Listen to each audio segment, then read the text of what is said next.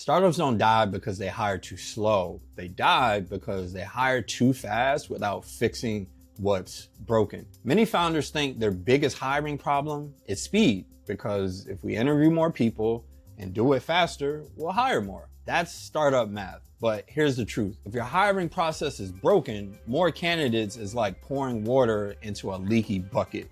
The leak only gets bigger, and so does the time you waste. Today, I'll break down why hiring too fast is the most expensive startup mistake, and I'll give you the step-by-step blueprint to hire faster without wasting your time or sacrificing quality. VC firm A16Z has invested $42 billion into startups. One of the biggest mistakes they see, founders massively underestimate the time, energy, and resources recruiting takes. Startups think it's simple. Post a job, interview a few candidates, extend some offers, done. But here's the reality. Whether entry-level or executive-level talent, recruiting can take days, weeks, and sometimes months of trust building, vision selling, and follow-up. So if your hiring process is broken and say half of the new people you hire quit in the first month, no amount of extra candidates can save you. And if you think this is just me being pessimistic, let's run the numbers. Startup math says it shouldn't be so hard to find great talent quickly. Come on, there's tens of thousands of candidates out there. If we want to hire more, we need to move faster. We need to interview more candidates.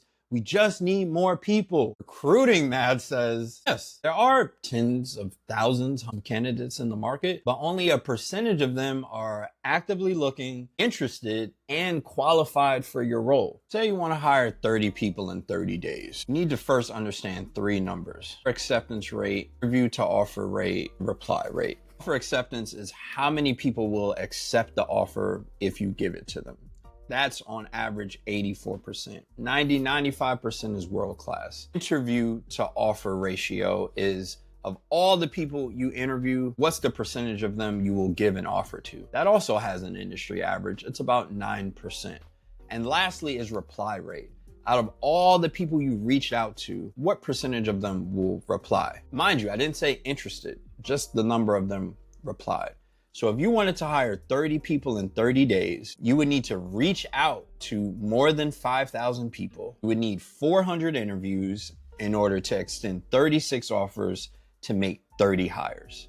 Now let's say you want to do 15 interviews a day, 5 days a week, which roughly pans out to 300 interviews a month. 15 interviews 5 days a week is burnout. So even if you burned yourself out and interviewed 300 people in the month, you would still likely fall short of your goal. That's the math behind startup hiring and why it can take 2, 3, 4 times longer than most startups and founders expect. They don't do the math. They may not understand it, and they believe moving faster, doing more is the only solution. The math doesn't math. But the math is just the start. The real danger is what happens when you ignore the math without fixing the leaks. So let's scale this up, because more is always better, right? That's the startup motto.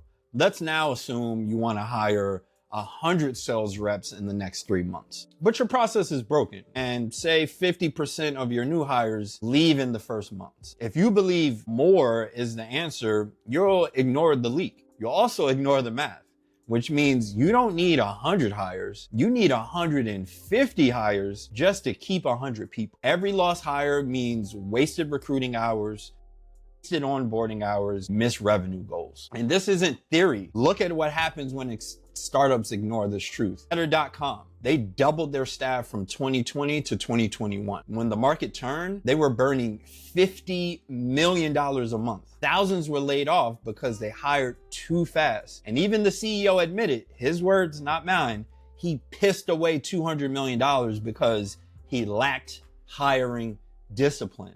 I can't make this up. Zenefits is another example.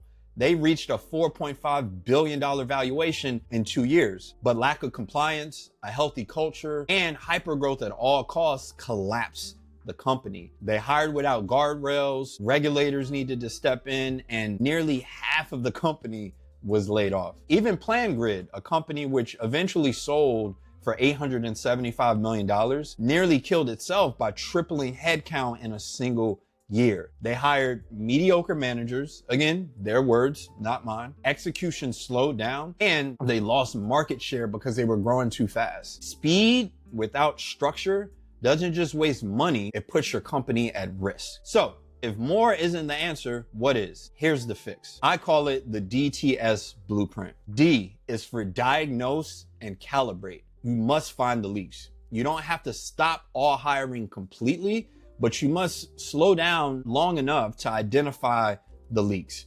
Are people dropping out during onboarding? Are they failing their first interviews? Are they quitting after 30 days? Find the leaks. And in parallel, define success. What do your top performers do differently? Hire for those signals instead of vague vibes. T is for test. Test and improve. Treat recruiting like product development. Run small experiments. Hires leaving after 30 days, maybe fix your onboarding, or be more selective earlier in your interview process. Too many failing interviews? Add performance-based screening questions in your application. Develop a short work assessment that mimics the day-to-day work. Keep the structure, but test improvements. Then you can measure where candidates succeed or fail.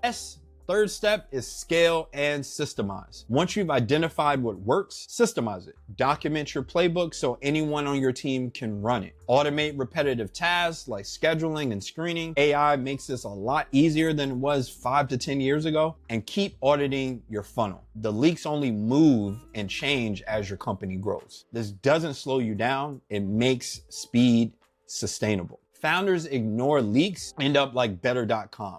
Bleeding runway. Founders who treat recruiting like an afterthought end up like Zenefits, distracted by chaos. And founders who skip structure repeat PlanGrid's mistake, losing momentum because they were focused on growing so fast. Here's the paradigm shift. Hiring fast doesn't start with more candidates at the top of your process. It starts with understanding and fixing the leaks on the back end. Founders who ignore this burn runway and consistently churn talent. Founders who get it right build teams worth betting on. So if you want to stop underestimating recruiting and start building a hiring engine that scales, check out the masterclass link below. Like, comment, subscribe, and I'll see you in the next one.